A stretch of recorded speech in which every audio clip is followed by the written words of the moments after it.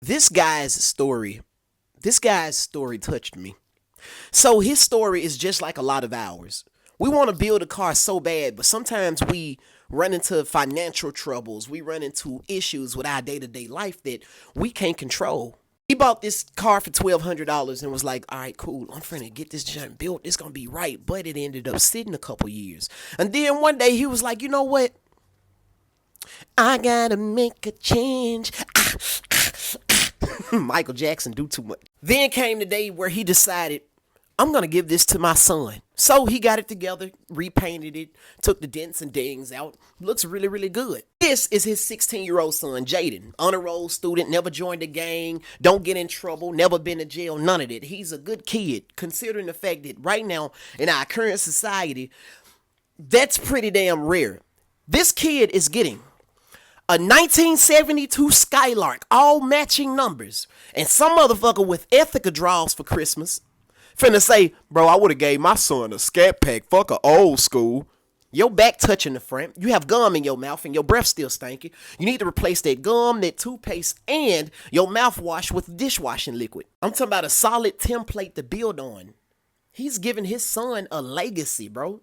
Bro, this is just beautiful. And do you know some people was like, bro, why would you give your son a car?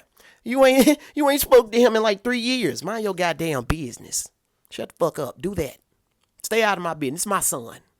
You gotta start talking bad to people. Follow will_do4who on Instagram. This right here is a 1988 VW Caddy. Did you get a good look at my nose?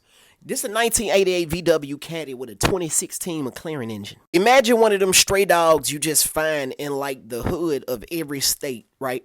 This is what I see. Only that stray dog fast and a motherfucker and well balanced.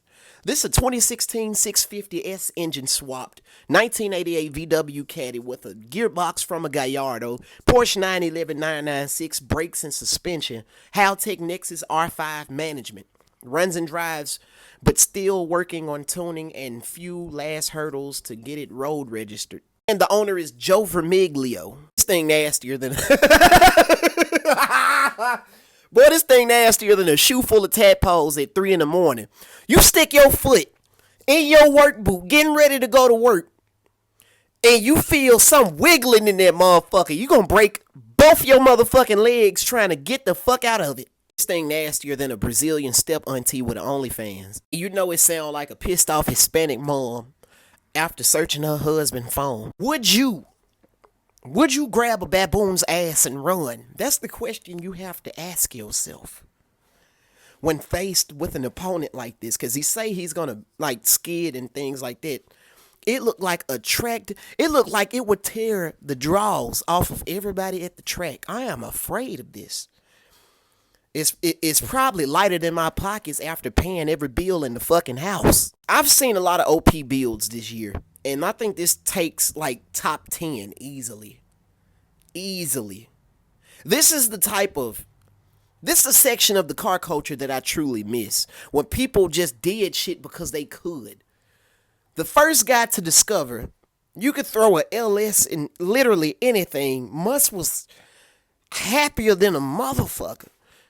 Hey, Jimmy, look what the fuck I did. Bro, I put a Tahoe engine in motherfucking Ford Ranger.